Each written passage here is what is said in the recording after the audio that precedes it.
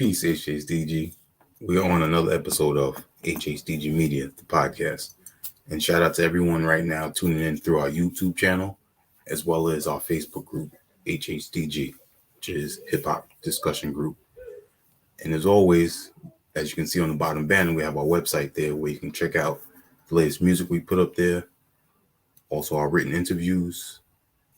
We started putting up the live interviews later on once everything's official on our YouTube channel, and also our merch. HHDG Media Inc.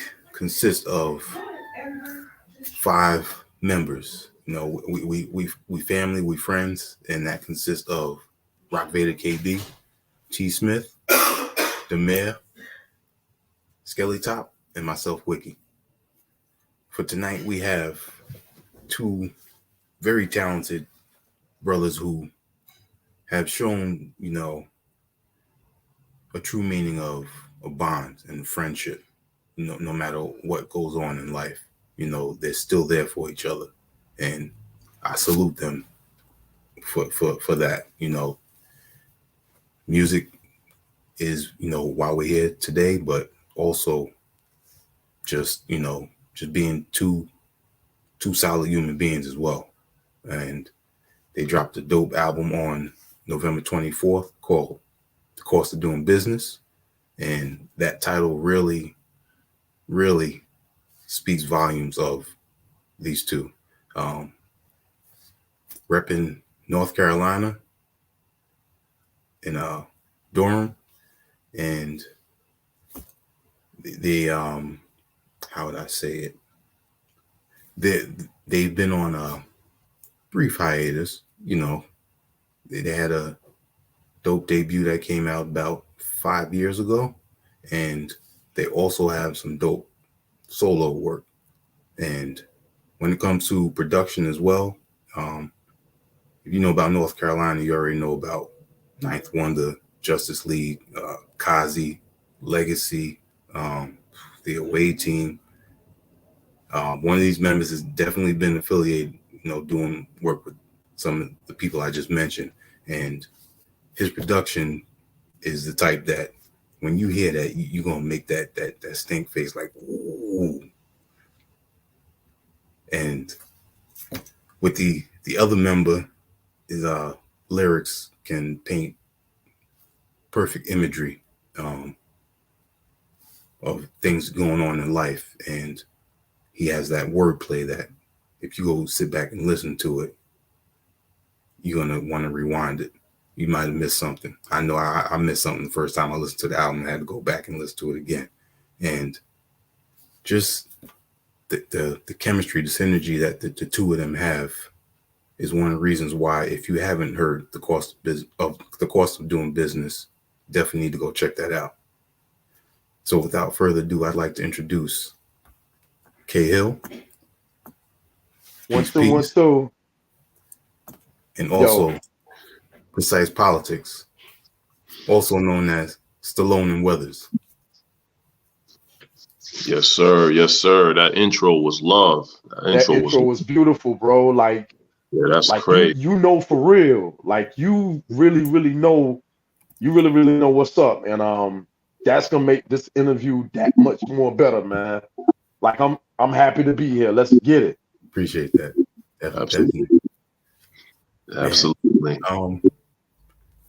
Before we even jump right into the album, I like to, talk a little bit of, history and everything. So, actually, let's start off with how the two of you met.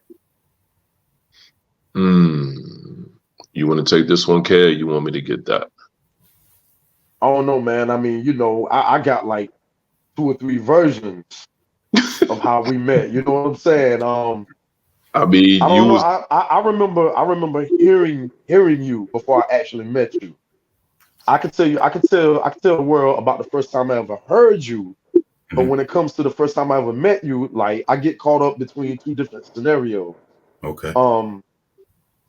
First time I heard you, it was on this producer's album, produced a song named Krishan, Sacred. We actually got a song about him on the album. Sacred was a dope beat maker from around my way. Younger than I was, but he was like a seriously dope producer. Always used to come around the way, playing his beat tapes, playing Mhm. his song and all that stuff, all his music. And one day he played a jam, man, and the jam was so dope. It almost sounded like he sampled A Marie. What was A Marie's first single? I Why mean, don't that we? wasn't what right. That wasn't what he sampled, but it had that feel. And he was rhyming, Sacred could rhyme, man. Sacred was a dope MC. But then he had this MC up there that I never heard before, man, that just came through with like the slice and dice execution. And I'm like, man, who the hell is that, yo? And that's the first time I heard of, Precyce Politix and whatnot. Sice, you can take it from here, bro. Yeah, rest in peace to my brother Sacred, man. For seriously. Yeah, man. The joint you talking about is I think it's called Y'all Ain't Ready. And that's, oh man, you took me back right there. That That was joint a was crazy, bro. crazy because I haven't thought about that in years. And that's funny that that's how you heard me. We met we met the first time through um an affiliate. I forgot his real name, dog. I know the second time we met was through B Kid. Shout out to B Kid. He actually mixed the album too. Um, first time we met was through another affiliate. I think they used to call him Peanut or something like that. Something, Mhm. Oh something. yeah, Wow. yeah, yeah. The kid at DJ. Yeah. They used to call him Peanut. And so Yeah. I remember he had me battle a couple of his peoples. One of his peoples that he had me battle was Iodine. Shout out to him. Mm. And Wow. You never told me that, bro. But go ahead. yeah, after I battled Iodine and I battled Balboa. And after I battled them, he was like, "Yo, I'm gonna take you to see my man." And I met Panama Gat, which is the second part of Sacred Panama. Rest in peace to our brother Gat. Um, I met him, and then I met John, and I came over to John's studio kitchen, uh, closet, and you was there. And you was listening to some mixes, and they was like, "Yeah, yo, this is K Hill, boom, boom," and they let me rhyme in front of you. And you was like, "Yo, you mad dope. I know you nervous right now, but you just gotta take your time. But you mad dope, So you gave me the big boy talk. And so, you know, me just coming fresh from Brooklyn, I was already trying to sharpen my pen. Mhm. So I mean, that's pretty much how we met, man. That's the version that I know. You know what I'm saying? Then the second Mhm. version, B Kid ran up on me and was like, "Yo, me and B Kid was talking about music and everything." And he was like, "Yo, man, don't you meet my man K Hill?" I was like, "Yo, I heard of that name before. I think I rhymed for your boy." And I told him to give you my math or whatever. And then, the rest is history. You know what I'm saying? Yo, B Kid kept saying, K man, you need a shooter, bro. You need a shooter on your team. You know what I'm saying? Because B Kid seen me working with, he seen me working with different cats over the years and whatnot, man. And he was like, yo, K, look, you need to build your team. You need a shooter on your team and whatnot. You know what I'm saying? So me and Sice talked later on, had a meeting of the minds. Mhm. Yo, the rest history, man. That's dope. Rest history. You know, Mm. Mm. just Hey, started yo, working out. He that's came dope. to the lab. Rest history. Hmm. Mm. KO, where did the name Achilles come from? Oh man, I'm a big fan of Greek mythology and whatnot.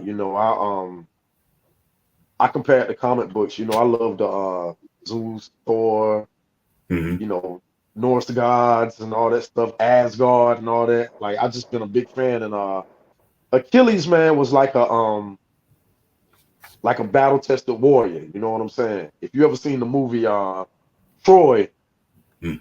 and that's just like a light version or whatever. Achilles was just a warrior. He was battle tested and whatnot. Until he took that hit and whatnot. So I just put that on my name. A spin on my last name and all that stuff. Last name Hill, Achilles, like a warrior, ready for war. You know what I'm saying? Just a play on words. That's all. Got you. Speaking of comics, Kryptonian thought process. I mean, Thought Pattern. Um, was that your debut, Precise? that was my debut as far as an actual album. Like I did mixtapes back home in Brooklyn, Mm-hmm. and I did a mixtape out here called the Frankie Needles mixtape. I'm upset that I didn't call it the Kryptonian Thought Process. That's crazy. That would have been better than Kryptonian Thought Patterns. I'm a little upset about myself right now because that's really more dope. That's But crazy. I made a mistake, and here you are thinking of that. no, that's an incredible mistake, bro. But yeah, that was my debut. Man, that joint, I put that out myself. I, booked the photo shoot. I absolutely got Jay jerked, but it's all good though because I didn't know nothing. So I had the bread. So Mm-hmm. it's what it was. Got the album cover, got the photo shoot, even got a little model to model with me. You know what I'm saying? Got the beats from my man Lex So Dope, and my What man up, Lex? Yep, and Clientele. Shout out to them two producers. I was just getting my foot in the game, man. Like, honestly, coming to North Carolina, the reason why I was kind of battling people was because I had that Brooklyn mentality that I was nicer than everybody. People just had to hear it. So I just came through and, I was nice, definitely, but it's like, it's funny how it's Stallone and Weathers, you know what I'm saying? Because we take the Rocky and Apollo thing so seriously, you know what I'm saying? When Rocky first came in the game, Rocky was a hard hitter, but he had no finesse. That's pretty much how I was. Like, I was easy to kill, mad punchlines, punchline. Started writing some decent songs and everything, but I could get better. And then, K Hill actually taught me the finesse. Like, he taught me the footwork, like how Apollo taught Rocky the footwork after he got washed by Clubber Lang. You know what I mean? That's pretty much how my whole style is, you know what I'm saying? And when K Hill came in, he taught me the footwork. He said, yo, you got to learn how to use your voice as an instrument. You got an ill voice. You're just not using it to its potential. So, that was humbling, but it was a great, lesson. And so, yeah, Kryptonian Thought Patterns was my debut. But if you listen to that and listen to everything else after that, you'll see the influence that K Hill progress. Yeah. Mm-hmm. You'll see the influence. Yeah, but I'm on the fence with that, man, because your older material, man, is just as cold, bro. Like, straight up and down. It really is. I see what you saying, but nah, bro, your older material is crazy, bro. But I'm sorry. Yo, keep on, bro. Nah, you good, man. I cringe when I hear that. You know what I'm saying? I cringe when I hear that because I listen to it and I'm like, wow. Whenever I catch a case of writer's block, which is rare, thank God, I listen to my older stuff just to see how far I've came and kind of inspire myself. And I do all of my writing in my car, like all of the writing in the car. So if you see me in my car and I'm talking to myself, I'm just writing. If you see me in my car and I'm act like I'm texting, I'm really writing. Like, it's nothing like putting on an instrumental. Like, I wrote everything that I've done for Stallone and Weathers in the car, including first album. You know what I'm saying? My other projects I have out there also wrote in the car. It's just, I just love it. I can write a 16 or a whole song in the studio in front of people. That's nothing to me. My turnaround time, people could tell you that it's really good. But I love writing in my car. And KTP definitely written in the car. Dope. Is that solitude? Is that what? How would you say it? That's your piece, like that your center of peace. So honestly, it's the chaos of driving while thinking of a rhyme, while watching the scenery go by, while making sure I don't crash and burn. All of that comes together to make this kind of cocktail to kind of fuel what I'm doing. So everything around me becomes my muse. And so when it does that, it's like I just take inspiration from everything that I see. back home when I was rapping back in Brooklyn, it was nothing for me to get inspiration. I'll just go outside and do what I do, and then I come back and got inspiration. You know, I saw what I saw and got inspiration from that.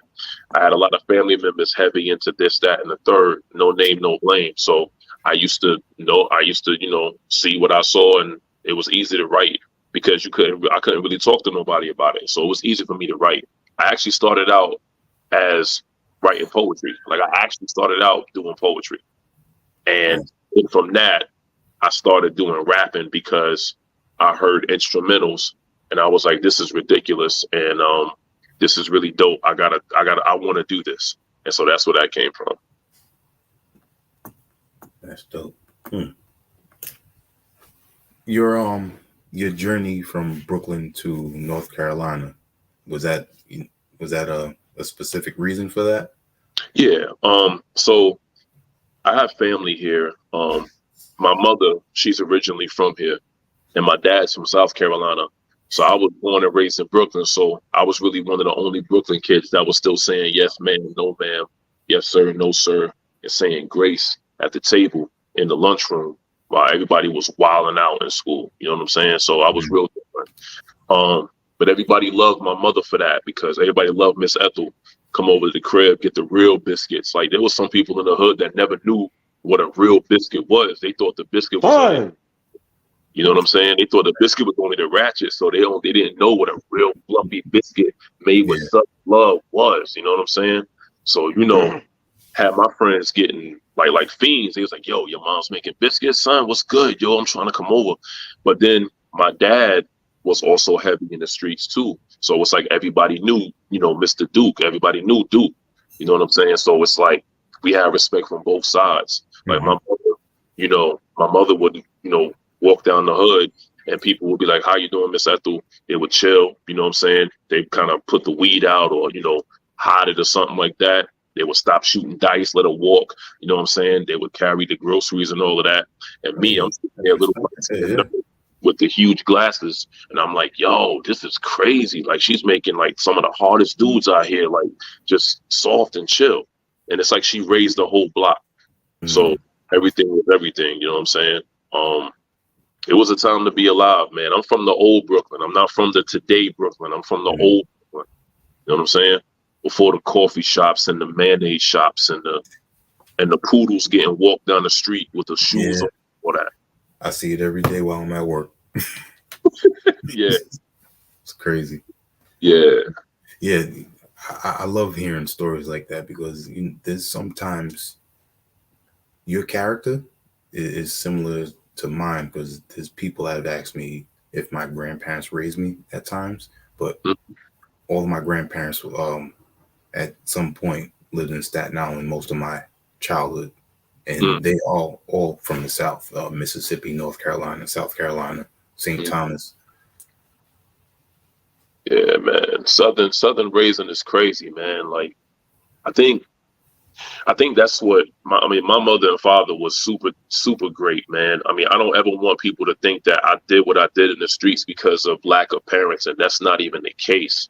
Like, my mom and dad was the type where they instilled so much honor in me that some of the stuff that I didn't do, like I never did drugs. You know what I'm saying? Like I never did drugs. Like people hear me rap and they think I'm like writing high off the influence, and I'm like, nah, I'm good. Like it's crazy to be in the studio and somebody try to pass you the and you like, nah, I'm good, and I'm just writing. They look at me like I'm an alien, and then I go in the booth and I do what I do, and then I come back out and I'm out, and they're like sitting there like, what just happened? And they're like, yo, you write all of this and you don't be high? You know what I'm saying? I'm like, nah, I don't do drugs. You know what I'm saying? But that's because of the love that my mom and dad instilled into me. It's like, yo, do what you want to do, but understand that there's consequences to your actions. We gonna always love you regardless.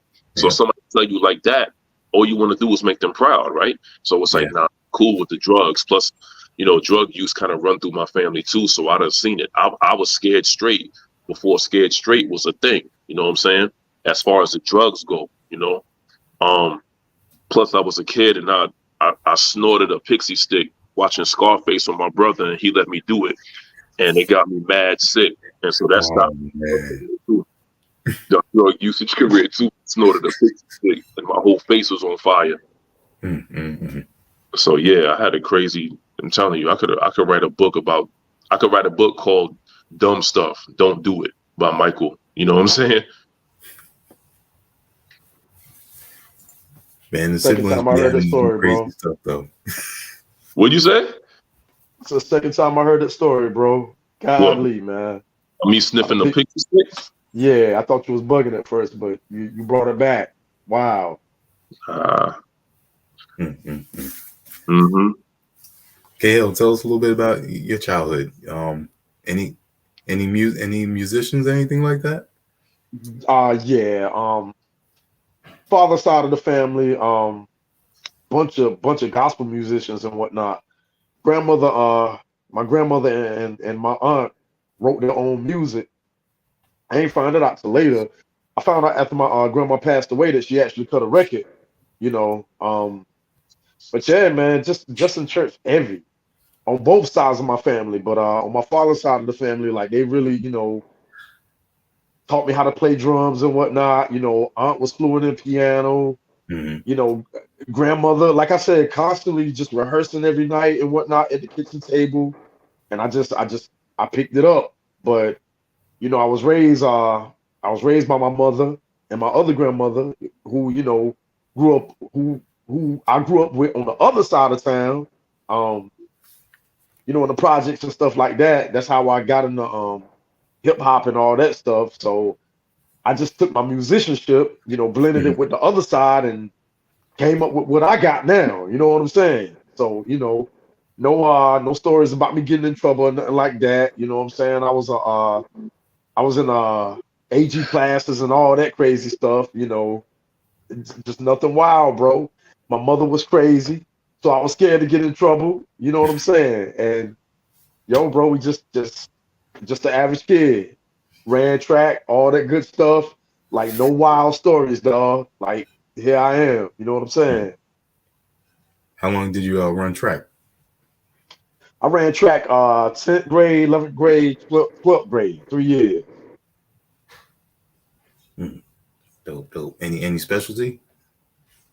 No, I ran distance like an idiot. You know what I'm saying?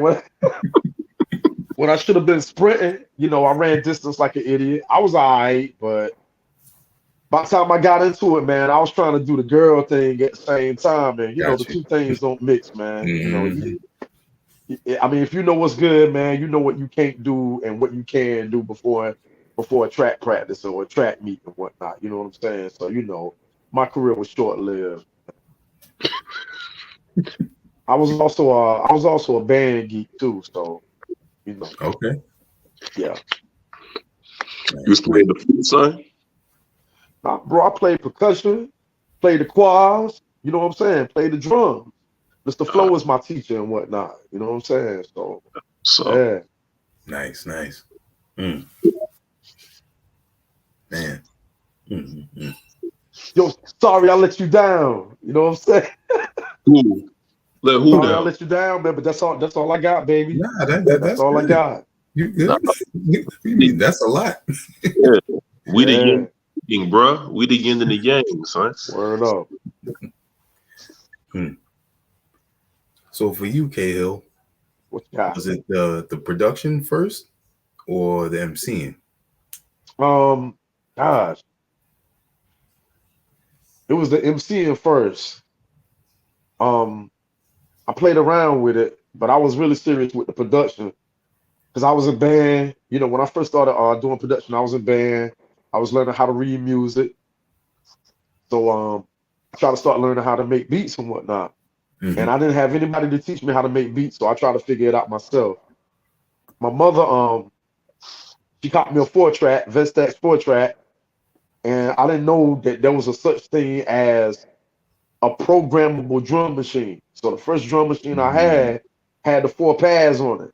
And I literally played my drum tracks out by hand the whole way through instead of like programming it and letting it play and all Okay. that stuff. So that's how I got my start. Started sampling when my boy Keno Jones left me his Yamaha keyboard, everybody used to just play with it and record stupid sounds into it and whatnot, just playing around with it and whatnot. And then a light bulb just went off one day. I was like, wait a minute. If you can sample, if you can, record your own voice in here, you can do the same thing with records. So I was looking at the keyboard. I was seeing functions like loop and all that stuff. That's how I started making beats, bro. Mm. So I just jumped into it. Didn't have no, didn't come up under nobody at first. Didn't have no tutors, no mentors, or nothing. And then back then, everybody and their mother wasn't a beat maker. So nobody wanted to tell you anything. Like nobody was giving up the sauce. Nobody didn't want to teach you no technique or anything like that. Like either you had it in you or you didn't. But later on down the line, as I started dealing with people from outside of my community, I started picking up tips and, different structures and all that stuff, you know what I'm saying, on, how to produce and make beats and whatnot. So I just stuck with it. But MCing was never my priority. I started MCing out of necessity. The type of beats that I was making, everybody wasn't making the type of material over the music that I wanted. So I started writing myself, you know what I'm saying, so I can hear what I wanted to hear over my production. Even though I did come up working with some very talented cats and whatnot, you know what I'm saying? But I just had this East Coast style in me, man, that was my biggest influence. Like Marley Marl. Marley Marl was my biggest influence. Herbie Love Bug, Large Professor, like I had that in me. Mm. And a lot of the cats around me, they wasn't studying hip hop, in that depth and whatnot.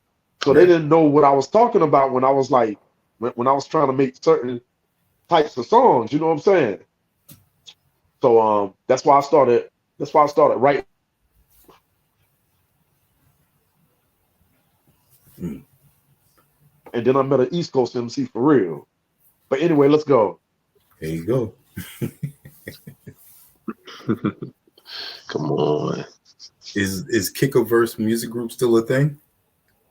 Nah, we phasing on out, man. We phasing on out.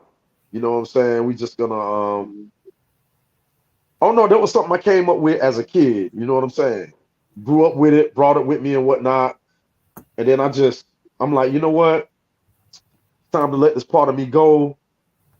Let's start fresh. Let's build fresh and whatnot. Let's start everything from scratch. So right now, everything I produce is under my production company, Scored by Achilles. Mm-hmm. So if you see that beside my name, that's what that is. That's my production company, Scored by Achilles and whatnot. Okay. Yeah. Yeah, because I remember when Stamps of Approval was out, which is almost 20 years now, right? Man, listen, like bro. 2004, 2003, somewhere around That there. project is as old as my children. And I still get royalties from that project. Nice. You know what I'm saying? And it's crazy, man. People still somebody buys this project every month, at least once or twice a month, man. And I'm like, it's just a blessing. But yeah, it's that old, bro. And every time I get something, I tell my kids, I'm like, see, this is what passive income look like. You know what I'm saying? I did this when y'all was babies, and I'm still able to, I mean, I'm not billionaire status or nothing like that, but I'm still able to get something off of this. Right. And that's not me trying to encourage them to get into music. That's me saying, hey, if you go ahead and, start building something right now, it's going to be something that I always come back to you, down the line. Mm-hmm. Those are early beginnings of generational wealth. Yep. Exactly. I didn't even know what the hell generational wealth was then, bro. But now that I do, I'm able to make that a part of my argument. You know what I'm saying? Yeah. Mm-hmm. But man, I wish I knew what it was back then, though, bro. Oh my God, man. I think a lot of us wish we did. Yes, sir. Yes, sir. Yes, sir. Nah, that's very important. And the crazy thing is, with the Stallone and Weathers thing, like that's something that we're gonna be able to have for our children too. You know what I'm saying? It's crazy, man. So it's fun, it's fun. It's great to do something by yourself, but it's even better when you got somebody to experience that with. Whether you got a partner, a group, you know what I'm saying? You don't want to have good times like that by yourself, man. You want to be able to, you can't toast yourself. You know what I'm saying? Mhm. You want to be able to clink that glass with somebody else, man. So yeah. Yeah. Yeah, I didn't want to jump right into the album, but being that the two of you Oh both no, no, no, fathers, no, you good, bro. no, No, do your I thing. was You gonna know a say, lot, bro. You being know a that lot. You know what I'm saying? I appreciate that. Being that the two of you are both fathers and what you were just speaking on, the track 7 Grand kind of touches on that importance of when you have children and you know what you want better for them. You don't want them to go through any types of struggles that you might have gone through. You don't want them to see it, and yet you are putting forth that effort to make sure of that. Yeah, man. 7 grand hit a lot of people in the heart, man, and it's continuing to.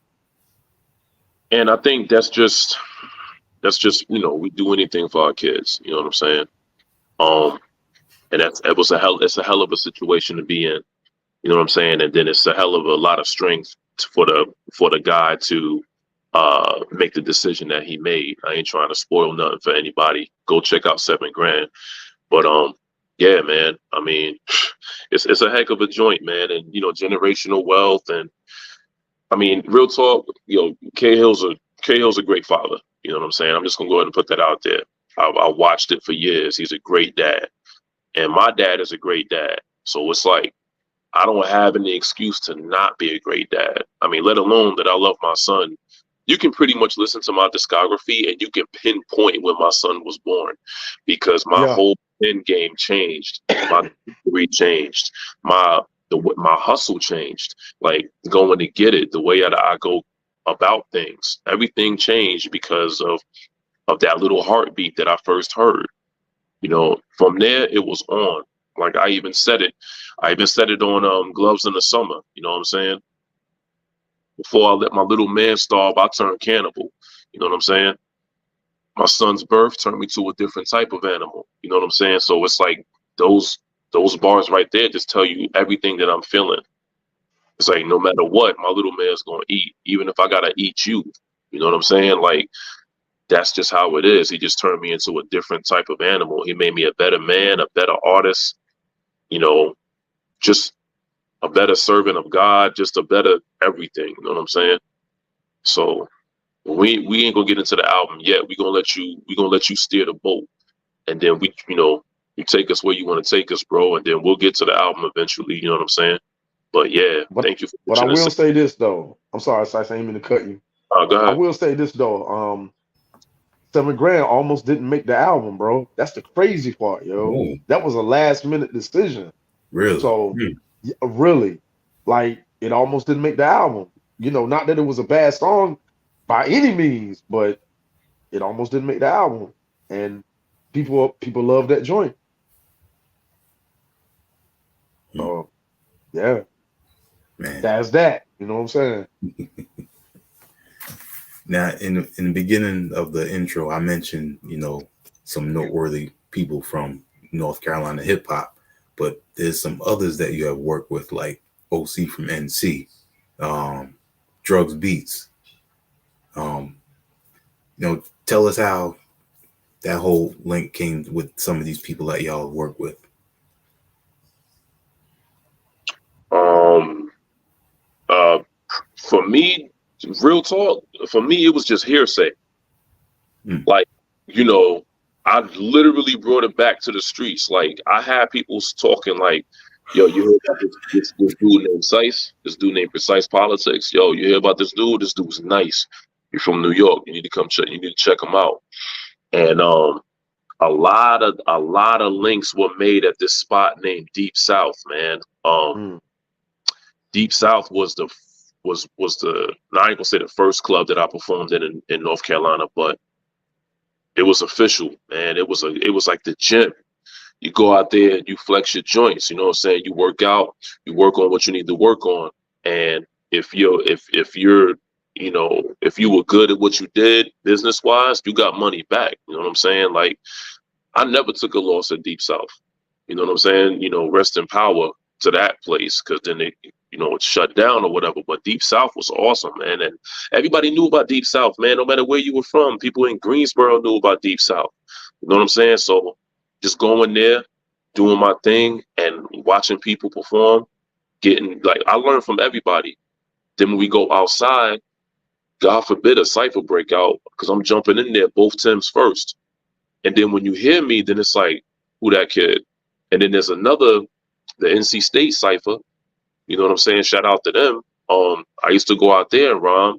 And so I was just trying to get my name known, man, like that. Like I wasn't really, you know, I wasn't really the social media type. I was just trying to get my name known. Like, yo, I met a lot of people through the usage of my voice, man, like through just rhyming. Even my son's mother, like I met her through rhyming. You know what I'm saying? Like everything, just going out there and just getting it. You know what I'm saying? So that's pretty much how I met everybody. Like everybody was, you know, they get my contact info. They'd be like, yo, let's go do something. And then I'm like, all right, well, my publishing is this and my number is this. And it's like, they're like, oh, okay, so you official tissue with it. So you really got your paperwork right. So when people who do good business see that you bring a good business to do, they're more entitled to link up with you. And I was never the free guy. I always asked them, yo, what should, you know, how much I got to pay you for this beat? How much I got to pay you for whatever? You know what I'm saying? I was never the free guy. I never tried to skate, you know what I mean? So a lot of that, the way I moved earned me a lot of respect. So I was blessed with that. That's how I met everybody. And K Hill's a legend, so everybody had to go. La la la la la la. You know what I'm saying? Everybody had to go meet him. So Don't humble yourself.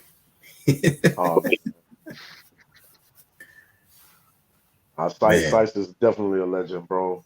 You know what I'm saying? He ain't gonna take it, but he's definitely a legend, man. Definitely. Like when the smoke cleared and all the tumbleweed stopped rolling, he gonna see. He definitely gonna see that work that he put in. Like he's definitely gonna see, bro.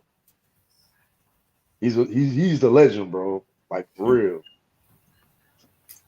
For real. Man, you brought up Greensboro. Shout out Monday Booms and J Bond Ilpo. Oh yeah. Oh yeah. Did a couple of joints with them on you know what I'm saying, on albums, you know what I mean? So yeah, definitely, man. Dope brothers, man. Yeah. You know, real recognize real and talent recognize talent, man. It's still a sport though. No, never forget, it's still a sport. Everything all lovey-dovey, but I take your head off, you know, when it's time to clock in. So, you know. That's gotta be. Don't ever let it be soft over here, because it's not. You know what I'm saying? Like, I'm definitely, whatever the bad part is on the yin and the yang, I'm that part. You know what I'm saying? So don't ever get it twisted. I love everybody, but I spare nobody. You know what I mean? So we'll go from there. Yeah. Word up. And I also got a shout out friend of ours and also a friend of yours, Seven the Panther. I know you K Hill, you worked with him as well. That's the homie, man. Mm-hmm. That's the homie. You know what I'm saying? Like that's one of the first people that I seen do it around here. You know, I was a student at A&T. Coming from small town Wilson, and I didn't think that it was possible to make records and make it out of North Carolina. And he was one of the first people that I seen do it. So to have a relationship, with a cat that you seen do it for the first time, it definitely means a lot. You know what I'm saying? So Seven's the homie, bro. That cat gonna rhyme till he can't move no more. You know what I'm saying? And I definitely respect that. That's what's up. Yeah.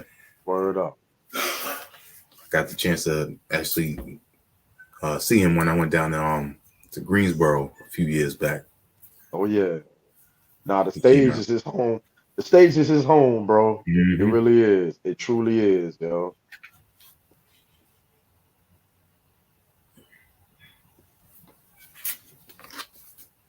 Now, with working with these other talents that we've been mentioning, what keeps the two of y'all, that chemistry with the two of y'all? Because, before we got on, I could tell, you know, the bond that the two of y'all have. Yep, we friends for real, bro. Like, we really friends. Like we go out to eat. We call each other with dumb stuff. He tell me what's going on with him. We call each other when we upset about something. We problem solve. You know, hell, we pray. You know what I'm saying? Like, yo, man, we real friends. We real brothers. Whether I'm making beats or rhyming or not. You know what I'm saying?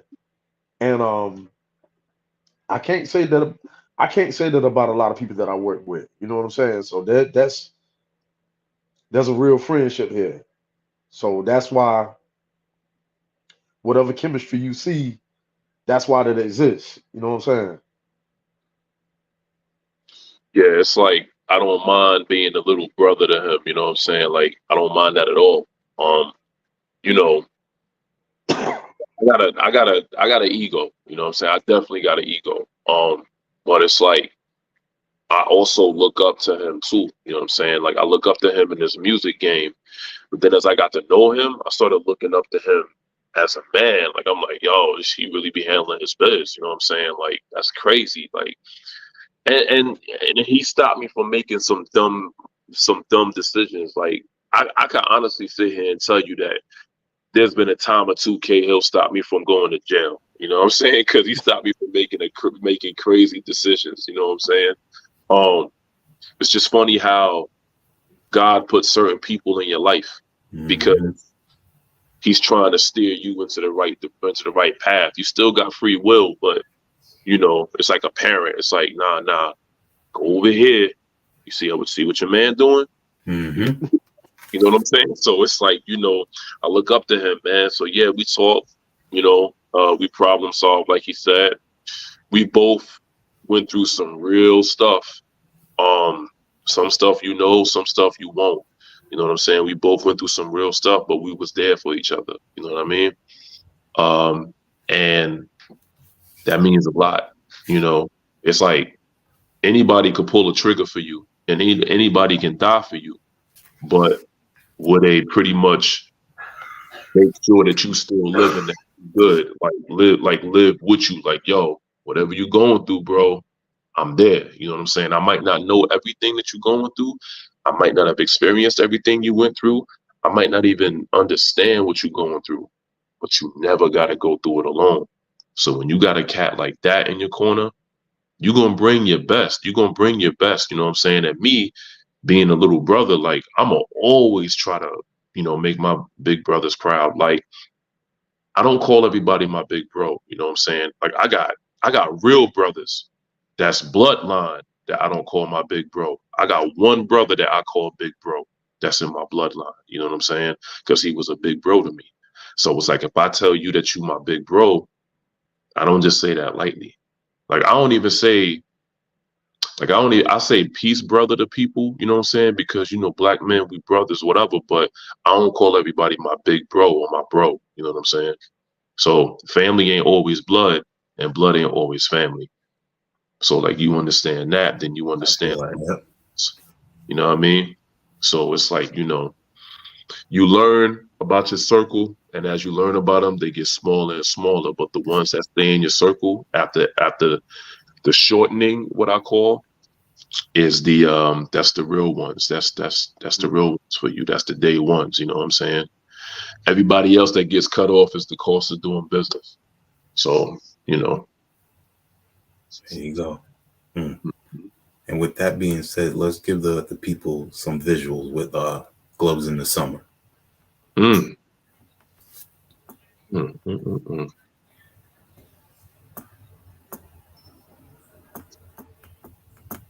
It was in the summer like that. That's crazy. No, this is too cool, bro. Nah, that's wild. in the summer with 6 shells in the 38. So walked up on them slow with black gloves in the summer. My employer put it on his head, a nice number. Walked up on them slow with black gloves in the summer with 6 shells in the 38. Sucked up under. Walked up on them gloves in the summer. Yo, human, running only make it worse. Them shots will do it if the knife don't do it first. Before I let my little man starve, I turned cannibal. My son's birth turned me to a different type of animal. This mother couldn't take my way of thinking, understandable. House of cards, everything is flammable. Fire in my veins, gasoline up in my spit, demons on my back, brimstones. Walk the competition if we ever match.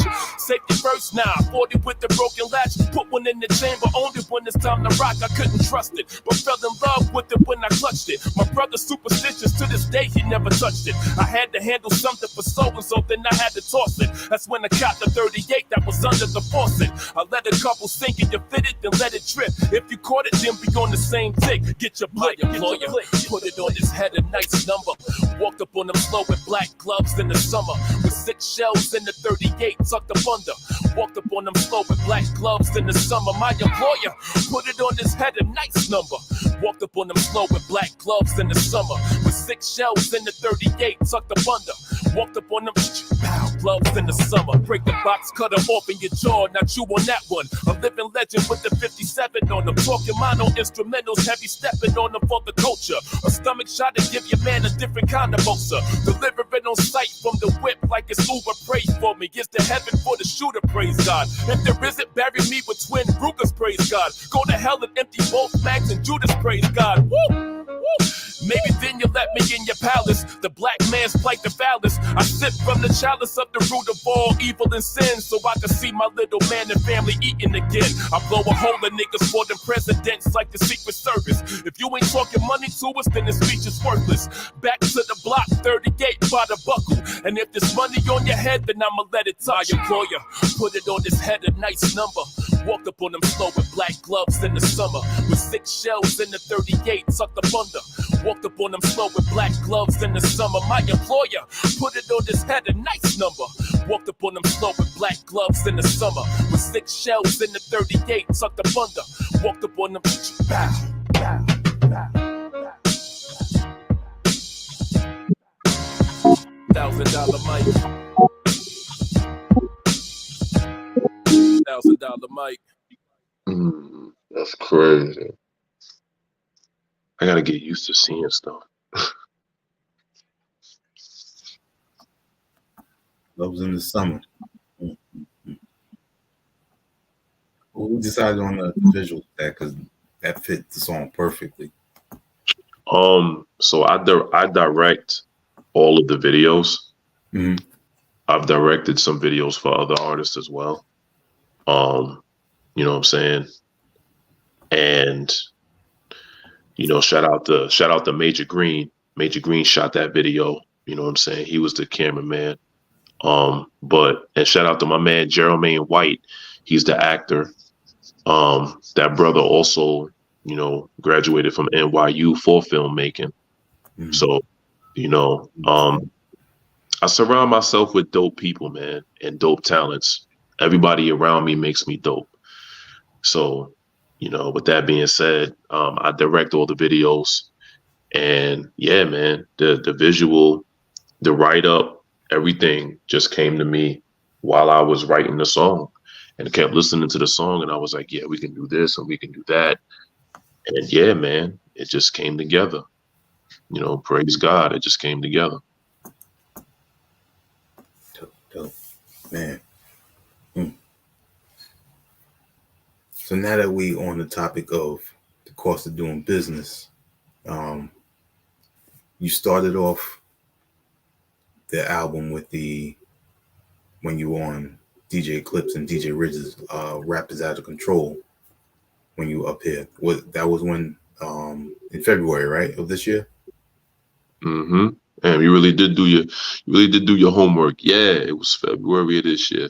It was. Wow. Yes, it was. Mm-hmm. Great time. Yeah, I remember. I didn't. That was one of the few shows I didn't get to tune in live, but I definitely, once it was put up, made sure I listened to that. Word up. Yeah, Shout out people. to Mr. Nomad as well. Oh yeah, man. Yeah, Priest did his thing, man. That cypher was really fun, man. Definitely. We hope to do many, many more. You know what I'm saying?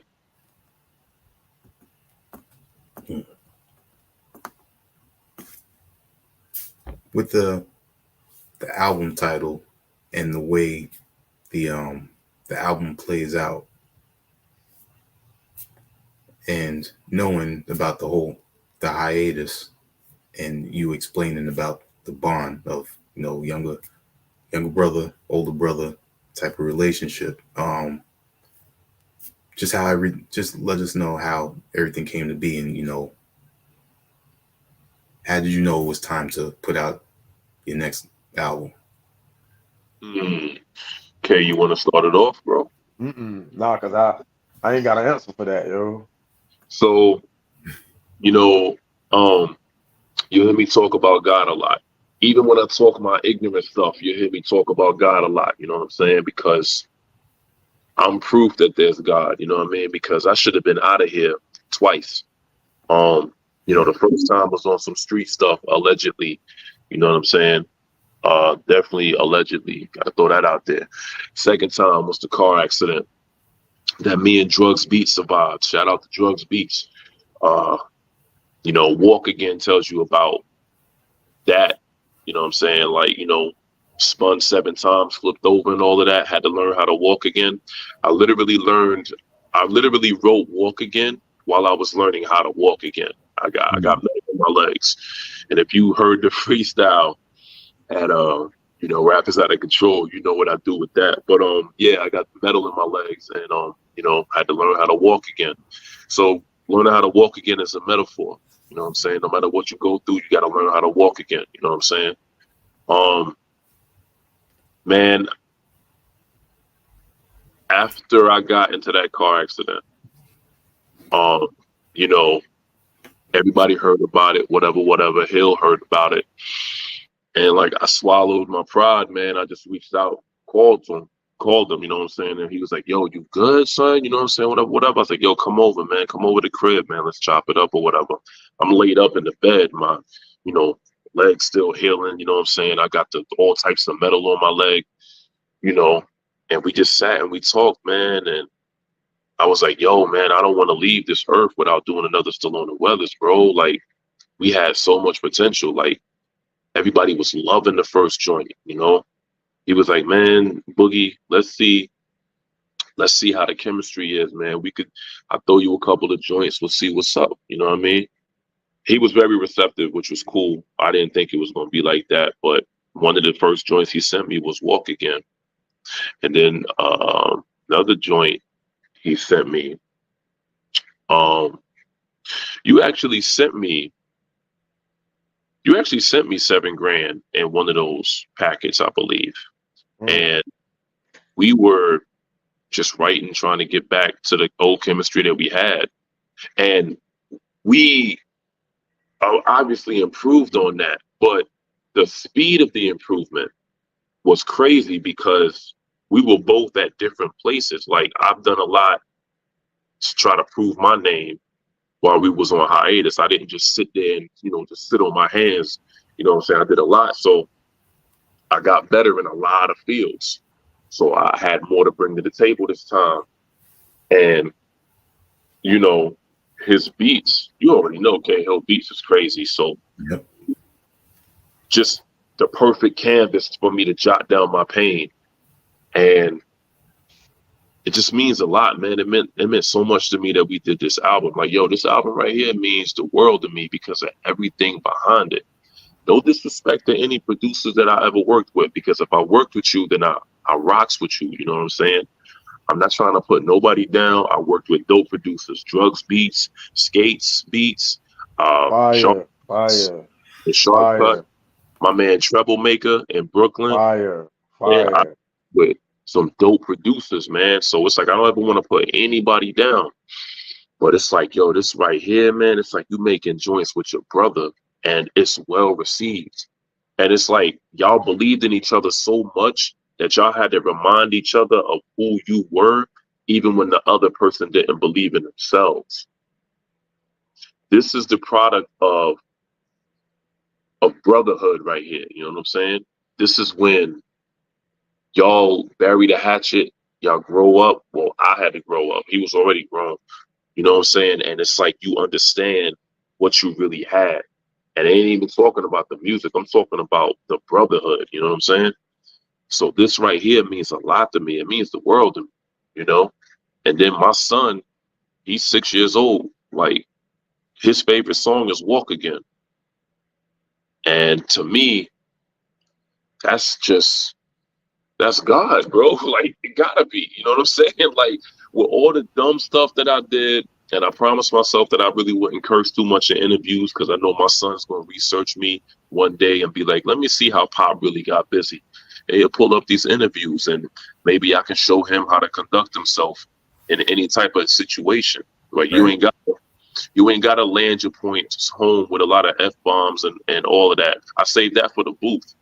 But, you know, I just say all of that to say this, man. This project means the world to me, and it means the world to me that all of you are listening and really writing up reviews and getting us on interviews, and most importantly, you copping the album. Like, that means the world, man. And all of this is just from just being brothers, yo. You know what I'm saying? To work with anybody, I'm nice, dog. And you probably never hear me say that again, but I'm nice. I could work with anybody. But when you work with your big bro, yo,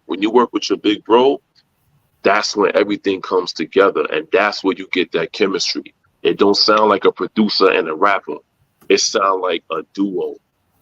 That's what we going for. I mean, was that good, K, or what, man? You said you didn't have Hey, man, nah, bro. You good, man. You good. Like I said, man, you know, I just wanted to put another project together and whatnot, and I just wanted to put it out to the world. I didn't know that people, I mean, I'm gonna be honest with you, like, we done sat on this album so long that I didn't think that people would respond to this project like this. You know what I'm saying? Like, it hit me by surprise, dog, because you know what's old to you is old to you, but it's brand new to other people that ain't never heard it before. Right. So when you've been sitting with when you've been sitting with songs for about a year and a half, man, you like, you know, you like them, but you don't heard them so many times that you just like, you good on them. So when you put them out, you thinking people gonna have the same feeling that you got right now about those songs, not remembering that they never heard these songs ever. So just to see the reception, man, that we getting, and people that, you know, missed the first couple of singles that we put out, people that missed the first album, that's going back listening to the first album because of the impact of this project. Like, man, it just feels so good. You know what I'm That's the saying? beauty of it, yeah. The reviews, the persistence that you put forth to you know, get us to do the podcast tonight, like you know, the posting that you've been doing, the constant posting and retweeting and sharing and whatnot, and talking about the album that you've been doing. Like, bro, we had to get here to do this interview with you. You know what I'm saying? Because, like, we grateful, dog. You know what I'm saying? Like, we are definitely grateful. So, nah, man, you summed that up lovely, dog. or Appreciate that. Definitely. And speaking on others that, you know, continuously do this, I got to give a big shout out to Brutus of Raw Side Hip Hop. Oh, absolutely, bro. Yo, Mhm. Brutus is the one that gave us that elaborate review. Brutus You know what I'm Maximus. saying? Right. Yeah. The raw side gave us Yep. that elaborate review, man. And I'm like, yo, that's what I'm talking about, man. Like, stuff like that, man. Like I just started making a scrapbook. You know what I'm saying? Yeah. Well, I print this stuff out, man. I record this stuff and whatnot, because one day I might forget who I was or whatever. You know what I'm saying? And I can go back and look at all this stuff, man, and say, hey, this is what I've done. This is what you know what I'm saying? Like, this is what your dad used to do. This is what your granddad used to do. You know what I'm saying? So everything that you guys do out there, you know, for us and whatnot, like I can't speak for nobody else, but I know we appreciate it over here. I love this just as much as me being on a Drink Champs or anything else like that. You know what I'm saying? Like we appreciate this just as much, bro. So I'm saying, thank you for this That means a lot, opportunity, man. bro. Yeah, Yeah. for real. And well, one of the reasons, the main reason that I appreciate it, man, because you know who you're talking to. Like you took the time out. I mean, I could tell that you already knew some of this stuff without having to research. You just organically knew this. So you are genuinely interested in who you are interviewing. And for that, man, we say thank you, bro. Like it means the world, yo. Like for Appreciate real. that. Yeah. And we over here at HHDG Media, we do our best to make sure that others out there continue to know about talent like yourselves. Word up. Yeah. Word up. Thank you so much, yo. Brutus Maximus, man, that dude hit me up at 5:30 in the a.m., bro. It was no o'clock in the morning, and my man hit me asking me questions Fire. and interview. Fire. I was like, yo, am I dreaming? Fire. You know what I'm saying? Like it's crazy. And then I love it, yo. I love it. he was like, yo, I'm gonna have the review out in like a couple of days. It was the same day. You know what I'm saying? It was the same day. I couldn't believe it. Like I was like, wow, that's crazy. And a lot of people are just really hitting us with some great feedback, man. And it's only just begun because now we on all DSPs, man. And it's like people are really It makes a difference. We didn't want to do it, man. We didn't want to do it, but you got to meet people where they at. You know what I'm saying? Yeah. Yeah. Our next project probably won't be on DSPs because of the just the changing of digital music structure and whatnot. Ain't no telling where it be by the time we finish our second album, but we had to bring this to DSPs, man, in order to like really get it out there and meet people where they are right now. And the thing is with that, like if we do put it on DSPs, the ones that get it from the exclusive places that we choose for you to get it from, those people will always get something in return from Stallone and Weathers. Like they will always get that. Like DSPs are cool, but if you go and you get it from where we got exclusivity at right there, we will always treat our fans awesome. You know what I'm saying? So you're going to get more than the person who just streamed the joint. You know what I'm saying? Who just listened to it and streamed it on the other DSPs. But if you get it from the places exclusively that we ask you to get it from, and you cop the joint, you will get something exclusively for you. You know what I'm saying? So you'll see things and have access to things that other people won't have if they just streamed it off of these other DSPs. You know what I'm saying? Yeah. So like it's well rounded, man. That's just good business to me. You know what I'm saying? And to K, I know that's just good business. Oh yeah, absolutely, bro. Absolutely. Yeah, I think it's a great business model for most artists to, if they have their own website or like you have it on Bandcamp, do that first, and then later on have it on all the streaming sites. Because those core fans are going to continue to go back to where everything started at. Yeah. Sure. Yeah. The core fans is the ones you got to really worry about. The ones that just heard about you, they might become core fans after they hear enough about you, but you could never forget about your core fans. You know what I'm saying? Because your core fans is what got you there. And your core fans is the one that's going to really tell people about you. I mean, yo, you can throw mad money at publicists and all of that. And we've done all of that before. You could throw mad bread around.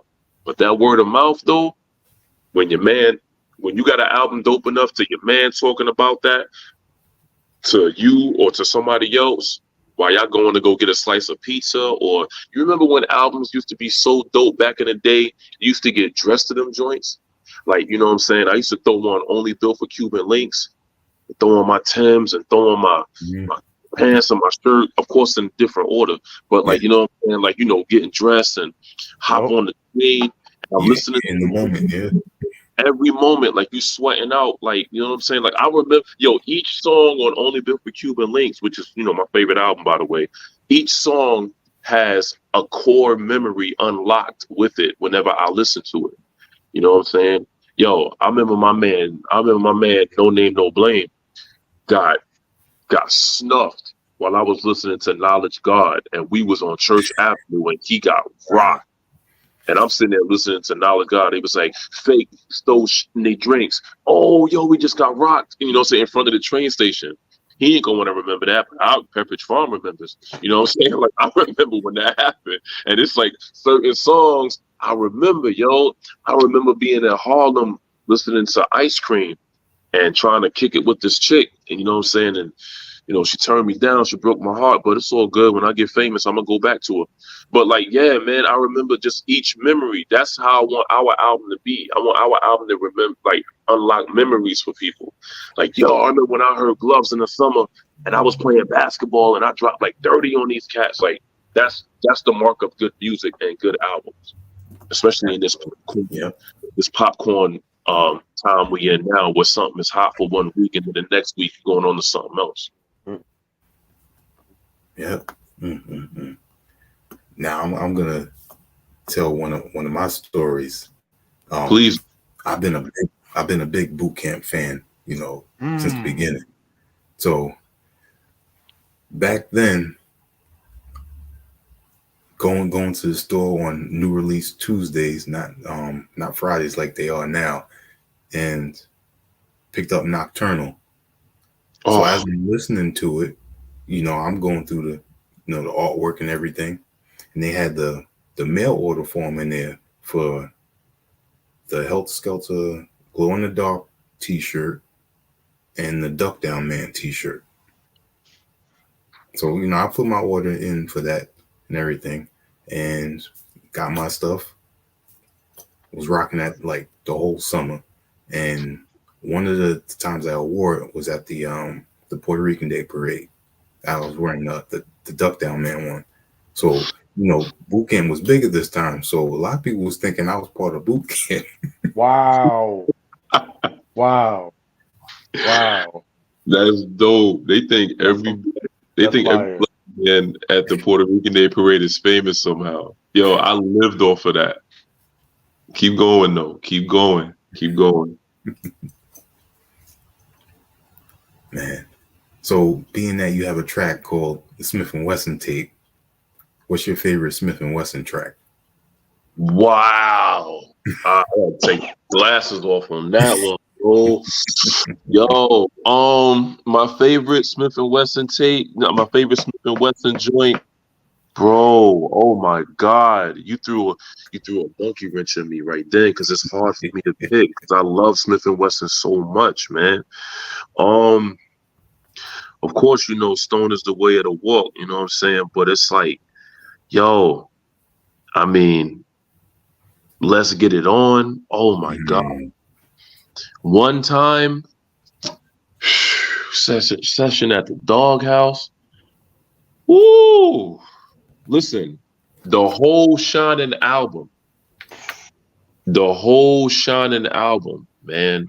Listen, Boot Camp Click changed my life. If there was no Boot Camp Click, there might not be a Cice. You know what I'm saying? Like, Boot Camp Click was just so influential in everything that I do, man. I'm talking about from the Timbs I wore to the rhymes I wrote to like just everything, man. Like, oh my God, Bucktown. Jeez Louise, man. Soundboy Burial, man. Like, Burial. That beat is so simple and bare bones, but it's so effective, yo. Oh my God, man. Like, I love that beat so much, man. And it's like nothing special about that beat, man. Like, but that beat is so dope, man. I can't even explain it. It's so bare. bro. Like you can add layers and layers of stuff to that beat, man. But they left it stripped down, and it's just so effective, man. Like I love that joint so much, man. Bro, And PNC. yeah. In Hood Check. Come on, man. Don't do that no more, man. Like, I love Smith and Wesson so much, bro. Yo, I was it's funny, man, because I went back yesterday. It was either yesterday or the day before yesterday, after years, and listened to the you remember when they changed their name to Cocoa Brothers? Oh, I went back and listened to that album, man, and I was like, yo, this album was not bad, bro. Like they had they changed the name and they got away from sampling a lot, but it was still a dope it was a dope project though. You know what I'm saying? Yeah. Man. They was Smith and Wesson no matter what they called themselves. Yeah. I know. Some people knew what I was talking about. I never said the Cocoa Bees. I never said that. The only other thing I said was I said Tech and Steel. I never said the Cocoa Brothers because I was upset. Like I never said it. It's like, say it ain't so, man. That's like your favorite basketball team. Like me, I'm like, that's like the New York Knicks changing their name to the guys that play basketball sometimes. Like I'm just, you know what I'm saying? Like I was upset, bro. And that's because I was young and I didn't understand the legalities and stuff like that. I just wanted my hometown heroes to be left alone. And you know what I'm saying? So, older, I understand it now, but Smith and Wesson, I love them so much, bro. Like one of my top duos that I aspire to be like, you know what I'm saying? And Stallone and Weathers is going to be up there like that too. So, Definitely. Now, before we give the people the music video for Smith and Wesson tape, I got to say one of my favorite when they were going by Cocoa Brothers is off the Soul in the Hole soundtrack, that one-on-one track. Man. Yes, sir. Mm-hmm. You remember the Soul in the Hole soundtrack? Wow, man. That was a dope soundtrack, bro. Yeah. Godly, man. That and New Jersey Drive. Oh, yeah. But they had two volumes, yeah. They had 2 volumes, bro.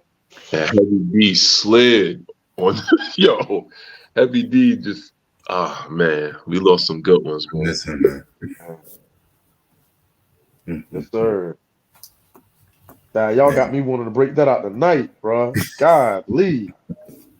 Mm-hmm. Wow. Yes, sir. Let's get this video going. Smith Wesson tape key. Stone is the way of the walk in New York. Shit is real, so we pack still.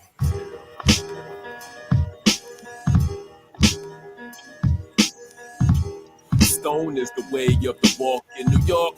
Shit is real, so we pack. South Carolina busting nuts in my Puerto Rican shorty. I bought a couple burners there, she used to keep them for me. And she would never hesitate to squeeze them for me. Just sell her my pussycat doll. I promise you a house on the beach. Everything is in reach, my speech parallel to the purest white these niggas ever hope to bag and sell. Fake thug actor, pop them while they on this Machiavel. Death be the easy part, with this life after hell. Coming up with nothing like we didn't have the answers. And probably would have starved if it wasn't for them dancers. And I ain't talking strippers, oh no, I'm talking JoJo. My brother had the purest product moving for the low. I swear he had the fiends walking out the spot in slow-mo. You mean the world to me, but I'm just your little bro though. And still spitting razors. Everything is changing now, the guns come with lasers. Sophisticated shooters pull and pop it out of blazers. Talking cold with it, now we call it doing favors. Sticks to your ball helmet, welcome to the majors. Red dotting heads like the end of wondering if they ever try to steal for my papers. Loud enough to wake the neighbors and the baby too. Never trust a bitch, we was coming and your lady knew. Got you on stuck, the shots fired from the baby zoo. Praise God, if it's flash bad, niggas pay me $1 to cook it like grass bed. to who the fuck you talking to. Reach long enough to get your man touched on any block or neighborhood you walking through. Predator to prey, the shoulder cannon beam stalking you, huh? Precyce Politix, the illest, argue with your mother. I squeeze when the beef smother, fucking gold digging bitches under deep cup. I face fuck vegans in the Domino's parking lot, turn them to meat lovers. Jason, what the fuck is my Smith & Wesson tape? I let you hold it on the way to school, bitch. Waiting on the queue, played the corner pocket, 8-ball and the pool stick, cause we was too broke for all that cool shit. As the world turns, money talk, tools click, you better get yours. My son will never know the struggle, cause that struggle's a heavy hustle with muscle for a future I may never witness. And that's the cost of doing business. Yeah. 1, 2, 3, 1, 2, 3. Stone is the way of the walk. Stone is the way of the walk, my nigga. Stone is the way of the walk. Stone is the way of the walk. Is the way of the walk. Stone is the way of the walk. Stone is the way of the walk, my nigga.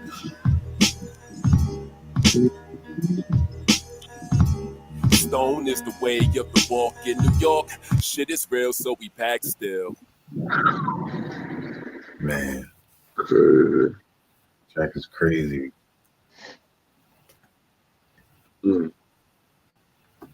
And one of the things I wanted to, I mean, you don't need to reveal it, but when I listened to it, I was thinking of Gangstar's album Moment of Truth because of that piano loop with Melancholy the Nutcracker. Right. Wow. Okay. It's not the same record, but why I see what you're saying. Yeah, right. I definitely see what you're saying, bro. Wow. I shake my head because that's the second might be the second or third Gangstar reference that I've heard. Mm. And I love it every time because I wasn't aiming for that, but I love it, yo. Because I love Gangstar. I said Moment of Truth. I meant Hard to Earn. Is it hard to earn? Hard to earn? Yeah, okay. Because I'm thinking about Daily Operation, but okay, yeah. Oh yeah. Yeah. Yeah, I love Gangstar though, bro. Godly. I mean, you know what I'm saying? I definitely love Guru, man, but you know, as far as a producer, you know, Primo just like he's one of them goats, man. Yeah. Yeah, he really is, bro. Mm-hmm. Yeah, I love it every time I hear it, bro. You know, and that's not my aim. That's not my intentional aim. It's just that's what I grew up with. You know what I'm saying? Yeah. That's what I came up under and whatnot. So yeah, love it every time. Would never ever run away from that, bro. So thank you. Definitely. Features got DJ Clips on there, you know, legend right there. I'm telling you, this guy needs his own book and documentary. Man, and the fact that he gave us the time of day, bro. Like, dude, I be shy with it, bro, because I'm one of them cats, man, where it's like when I put somebody up here, I try not to get too close, man, because I want to keep that feeling. You know what I'm saying? But man, the fact that he got on our record, man, and went crazy too, bro. Yeah. You know, he didn't just get up there and do a copy and paste scratch. Like, yo, he performed, man. You know, and I could just never say thank you enough. But yo, Sice took that up right there, though, bro. You know what I'm saying? That's him and Sice. You know what I'm saying? Rapport and whatnot, man. And I'm thankful I was in the building for that one, bro. Cause that could have went to drugs or Bash Brothers or, you know what I'm saying? Whoever else Sice was working with, that went to Stallone and Weathers, bro. So, yo, I'm happy as hell right now, dog. Like, Eclipse, bro, that's a legend. So, yo, we are crazy thankful for that, bro. Yeah, absolutely, man. Like that was just the takeoff we needed, bro. Because when we wrote that, we did that record. It's like, yo, we need some scratches for this hook. What we gonna get for it? I remember it's like, yo, you know, it would be dope to get Eclipse on something like this, yo. So I was like, you know what? I'm gonna try to see what's up. The worst thing that can happen is he say no. You know what I'm saying? And it's Yeah, like people, you know, I put people up here too, but it's like in order for me to get up there, I gotta do what I gotta do. And you know, if he say no, he say no. But at least I tried. You know what I'm Yeah. saying? right, Yep. And right. that not knowing is terrible because it's like, what if I could have? And it's like, you know, it's testing the waters because it's like, if I would have lived with that type of mentality where I don't want to do that and I don't want to disturb the greats, Stallone Brothers would have never happened. You know what I'm saying? So it's like, I've always been a go get it type of dude. So it's like, you know, that's in my blood. No matter what happens, I'm gonna try to go get it. The worst they're gonna say is no. Like, you got a dream so big that it's scary. And then when you get there, it's even scarier because now you got to maintain, but you Yeah, got to. To me, not knowing is way more scarier than failing because at least when you fail, you learned and then you tried. It's wins and then there's lessons. Ain't no losses over here, baby. You know what I'm saying? It's wins and lessons. So it's like, yeah, I reached out to him. I'll reach out to anybody. If I got a means to contact you, I'll reach out to you. I'm always respectful. I'm always putting business first. You know you're dealing with a man and you know you're dealing with a business. You know you're dealing with a brand. Most you could say is no, and I'll be like, all right, cool, no doubt. I see you on top, no matter what. You know what I'm saying? You could either be on my team and we win, or you could stay on your team and I win. You know what I'm saying? Yeah, I feel that. Yep. I've So, worked on that because I've been the type of person to doubt it and then hold off. But more recently, I like you was just saying, you know, why not? Worst they can say is no. bro, I almost died twice, man. I want it all. Like, for real. I almost left this earth twice, man. And it's like, yo, to me, I only got one more man. Every Mario game, you got 3 men. I done missed 2 of them. Only Mhm. got one more. I gotta say the princess now, baby. I got a little man now. You know what Yeah, I'm saying? I can't waste no time. Time is more precious than money. I can't waste either one. Because now it's not my time and it's not my money. It's my little man money and my little man time. So any connection I got, I'm gonna try to work it. Most you could tell me is no. Then I'm just gonna go somewhere else. You know what I'm saying? yeah, that's real talk, bro. Yeah, hell yeah, that's real talk. I agree, and I can relate with my own experience because I was hit by a SUV in October God, of last year while walking in a crosswalk. So I've oh had man, multiple fractures and stuff like this, and was in the neck brace for over 6 months. So, and I got a family too, so I understand. I- Yo, well, I'm I'm glad. glad you're here to. Yeah, Right, yeah, yeah. Glad you're here to tell about it, bro. Yeah, For yeah, real. It's good that you can tell the story and somebody else not tell it about you. You know what I'm saying? right, yeah, very true. Yeah. Mm, Oh yeah. mm, mm. So, I mean, this album is definitely about family and just keeping it everything together, no matter what you've gone through. Um, what I did notice and still appreciate is you bring the audience into your world. And with that being said, a lot of it is relatable.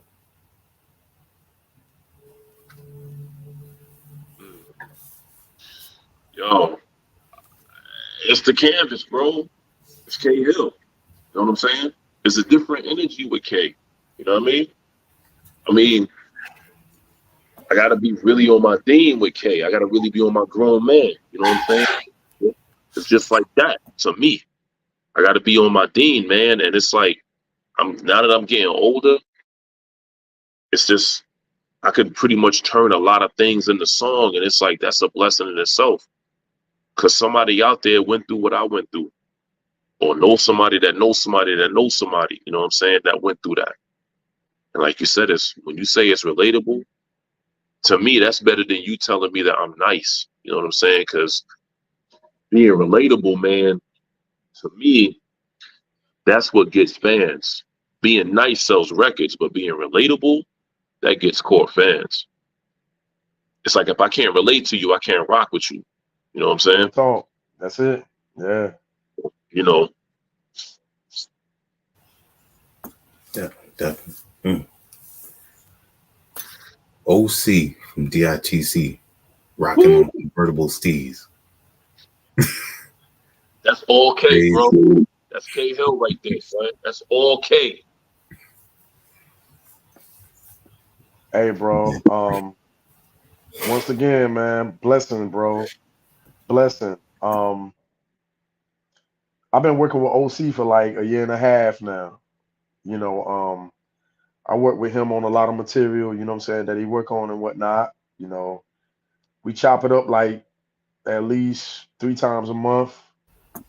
And I never try to, I never try to bring my stuff over, to whatever he's working on. You know, I try to, Mhm. you know what I'm saying? Like it's like with Sice, I value the friendship. Like I look at OC as like, a big brother type figure and whatnot. You know what I'm saying? That's where we at. But I don't go over there like, yo, can you jump on this? Blah blah blah. I go over there. We work on what he working on, and I try to keep it like that. But he came across the Stallone and Weathers project, and he was like, yo, dog, how come I ain't on the project? I'm like, what? He's like, yo, why ain't on the project, bro? Like, what's good? I'm like, bro, say less. I will go home and cook something tonight, bro. You know what I'm saying? And Man. yo, he heard the vocals, he heard the concept of the song, he was pumped up, wrote his joint, and he just went, he lit the booth up, bro. It was a monumental moment. You know what I'm saying? Because that's one of my favorite MCs, bro. Like, not saying that because I worked with him, like before I got to work with him, he was one of my favorite MCs. You know what I'm saying? Like, I put him up there with Nas and Jay and Biggie. I put him right up there with him because to me, he holds just as much impact. Like, if you go through his catalog, like he has a lot of dope material, bro. And he's when I compare him to like a Jay or a Nas, I'm also saying that he's probably a better MC now than he was, you know what I'm saying, back then. Like his pen has got even crazier over time. Mhm. And for him to just jump on this project like that, man, like it's just dope, bro. Like I couldn't like that was a real blessing, bro. You know what I'm saying? So that's another collab that happened organically.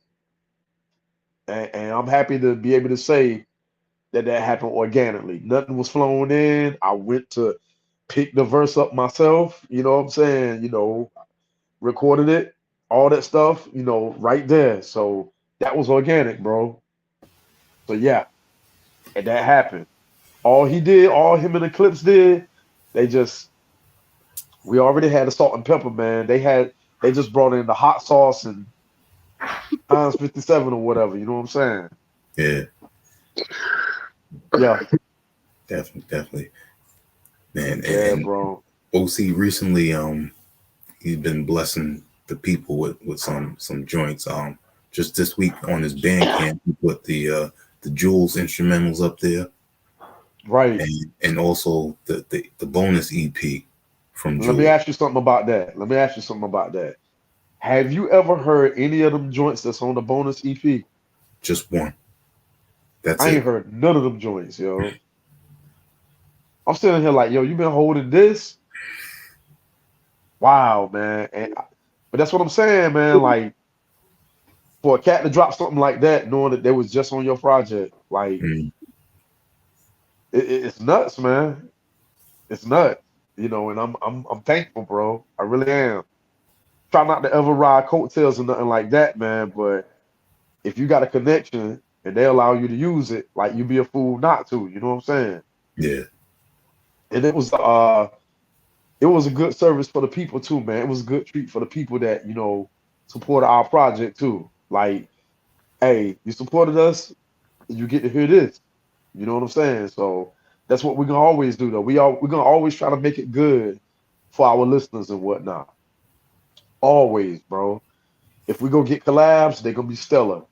Like every time. We ain't gonna just do something, just for the hell of it. We're gonna make sure that we carefully handpick and make it an event every time, yo. hmm And Yeah, man. as a nice bonus to those core listeners, you said that you also given hard copies if they ordered was it before December 8th or up Yep, to December 8th? yep. That is the truth. I'm still waiting for them to come back from manufacturing now. hmm We had so many supporters, man, that we didn't even have to pull out of the pocket. We took all the dough, you know what I'm saying, and put it towards the manufacturing of nice packaging, not just not just your plastic and CD. Like hmm you're gonna get that real, you know what I'm saying? And it's all because of the support that we got from the people, yo. And it feels good to do that. You know what I'm saying? It feels Yeah, good to be able to do that.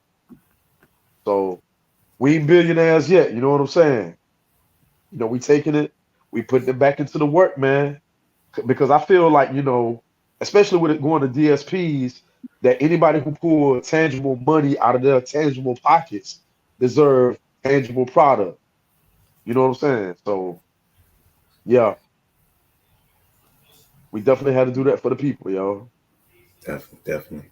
Mm, man. Before we go, you know, I know we spoke about talk about the last track. Oh, absolutely. Let's talk about it in order. What you got, Sice? Just I'm waiting for my man because he might have some questions. You know what I'm saying? He might. Okay, okay, okay. I was gonna, just say that it pieces everything together, and it makes you listen to the album, and then you get to the last track, and you know about your hiatus. Listening to that is like a memoir, Hmm. and you're letting us know what really was going on, and how even though there was a hiatus and there was certain issues, y'all still brothers, and that was a catalyst for y'all. Yeah, I mean, man, like, and I tell people, even during that hiatus, man, if K needed me, I was gonna be there. You know what I'm saying? Like, yeah, I'm pissed off at him, but if he need me and he pushed the button, I gotta wave the flag. I gotta go over there. You know what I'm saying? I gotta make sure he good because I'm not gonna let nothing happen to him. You know what I mean? And it's like I remember a conversation that I had with Sacred, and that's why it got into the rhyme. Um, when we was talking, and I was just, I was hurt about everything, and he's like, "Yo, man, I mean, whatever happened, it don't even matter no more, bro. It's about how you feel without contact with your bro, dog. You know what I'm saying? Like if you feeling like that, just let it go. It's not worth it, bro. Just you know what I'm saying? He's like, you need to just go ahead and get back to it, man, because y'all really had something special. And then for him to give me that advice, pretty much telling me to cherish what I had with K Hill and don't let nothing stand in the way with that. And then, you know what I'm saying, he passed on. It's heavy. That's real heavy, you know? And you sit and it's like sometimes I sit and think like, where would we be at if we didn't take 5 years off? But, maybe I wasn't mature enough to handle the success that would come with that. You know what I'm saying? Maybe I wasn't ready to get my first million. You know what I'm saying? Like maybe I wasn't ready to, you know, taste success like that. Too much water, you drown. You know what I'm saying? So maybe I needed those 5 years so I could mature. But I just hate that I hate that my brother had to leave. You know what I'm saying? I hate that Sacred had to go, because you watched Bronx Tale before, right? All right, so what's my favorite line in Bronx Tale? The saddest thing in the world is wasted talent. You know what I'm saying? Mm-hmm. I don't feel like his talent was wasted, but I feel like he was gone too soon. Because now you're talking Oh, about absolutely. Sacred and Panama Gat. You're talking about two brothers that, yo, you might be interviewing. You know what I'm saying? Because they both were so dope and ahead of their time, you know? But it's like situations happen, you know what I'm saying? And it's like I said, I was too busy being who I was. You know what I'm saying? And when you being who you are, you're not really paying attention to what's around you because you so into who you are. That's how I was. So I never knew my man health was declining. You know what I'm saying? I never knew that. And it's like when I did find out, I procrastinated. I'm gonna go check him tomorrow. I'm gonna go check him later. I gotta go do this. I gotta go do that. I gotta go get with this chick. I gotta go get with that chick. I gotta go get this money over here. I gotta record over here. And my man health is just declining. Like he would have killed to been able to do what I was doing. You know what I'm saying? So it's like, with all that being said, I'm like, wow, man, like you really gotta cherish. You gotta cherish who's in your who's in your circle and who's really there for you, man, because you just never know. Nothing is promised to us, man. You know what I'm saying? Nothing is promised to us but the promised land. And you know what you gotta do to get there. You know what I mean? I hate that my man had to go without me telling him thank you. You know what I'm saying? So yeah, man, it's big, man. That's my part. You know what I mean?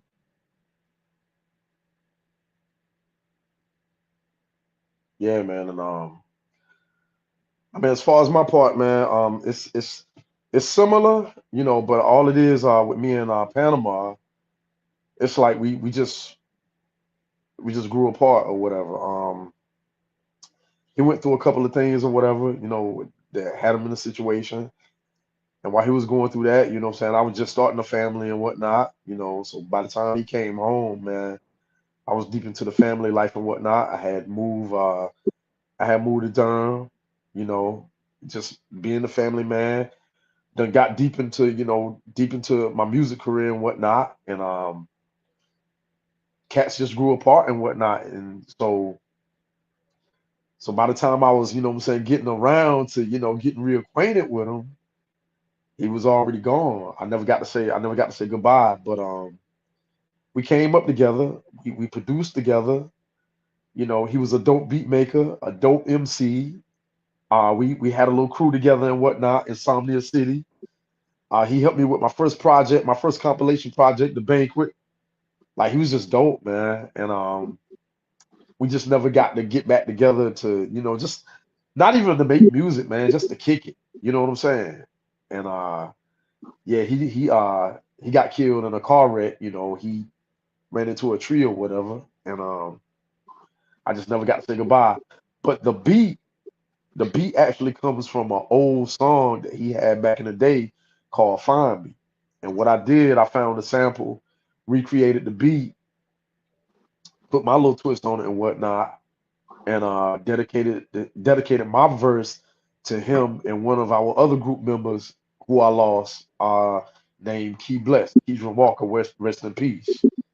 So it really meant a lot to me because out of my group members, man, it's only two of us like that survived and whatnot. Out of our group members, like I lost a lot of, what I'm saying, loved ones throughout this whole journey and whatnot. And you can't go to the pen every time you lose somebody. Matter of fact, every time I lost somebody, it took a chunk away from me and whatnot. Because when you come into the game with a crew, your mission is to make it together. Especially if you want the main MC. You know what I'm saying? Your mission would be to make it together. So when you start seeing cats decline gradually and whatnot, it just take a lot out of you and whatnot, man, till you get to that point where you feel like you ain't got a dog in the fight no more. You know what I'm saying? So I'll say this, man, working with Precyce, man, like I'm good, man. I'm good, bro, because it's like I don't have to teach him anything. I don't have to guide him. Like any guidance that he feel like he took from me, it wasn't anything that I intentionally put out there for him because I already see him as somebody that's already ready made. You know what I'm saying? Like you ain't got to do nothing with Precise, but feed him the music, bro. And he got it. You know what I'm saying? You know, I might have my little input here and there, you know, after everything is done, but this brother is ready, bro. You know what I'm saying? And that's why I'm like, okay, this is probably one of your last brothers in this whole music thing or whatever, because we getting older now. This is probably one of your last brothers. So y'all got to get this shit right, bro. If you're gonna do it, go ahead and do it all the way. Don't half step it. Like if you're gonna do this music, make sure your music do not fall on deaf ears. So being on platforms like this, radio DJs playing our stuff, that's fulfilling the dream, you know, that all of us had and whatnot. So, yo, there it is, bro. Sacred Panama. There you go.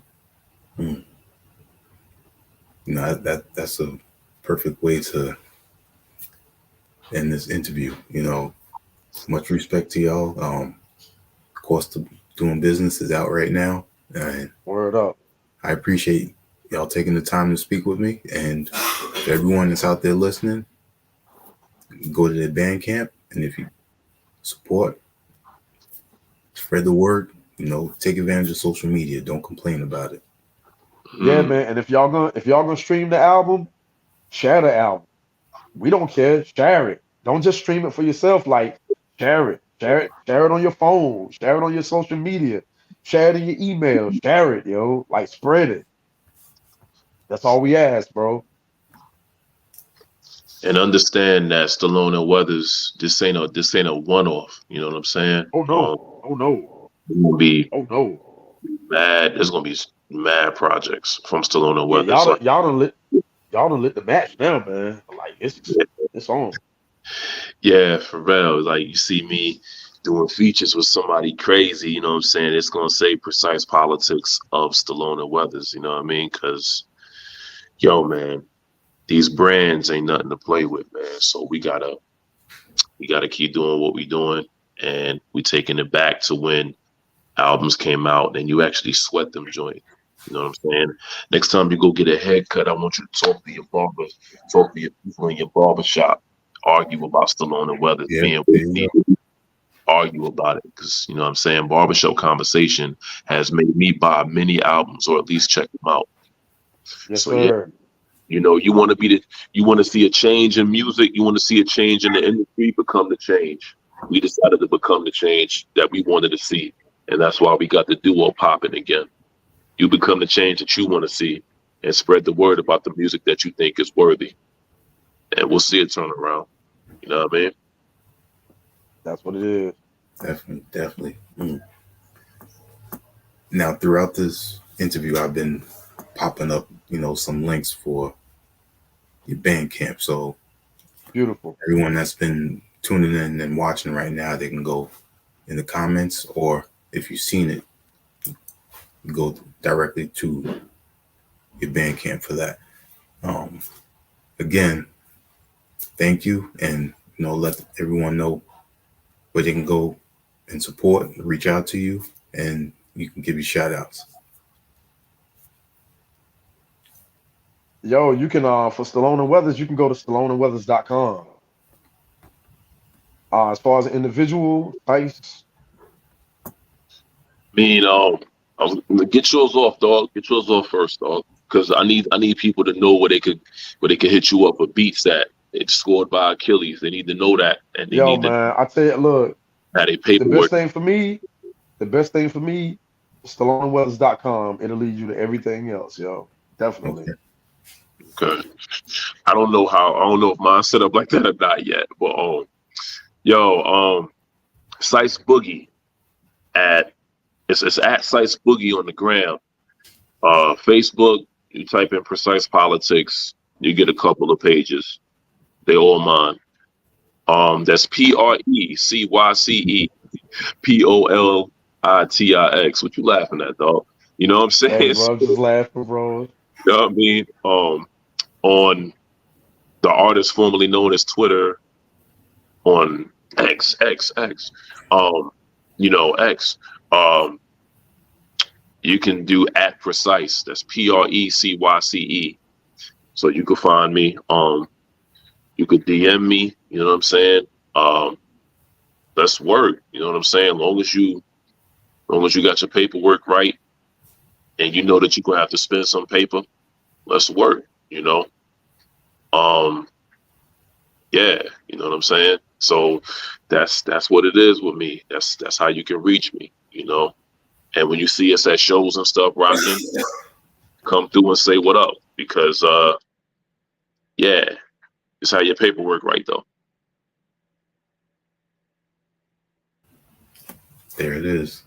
On behalf of HHDG Media, I'm gonna say peace. Peace. It's fire.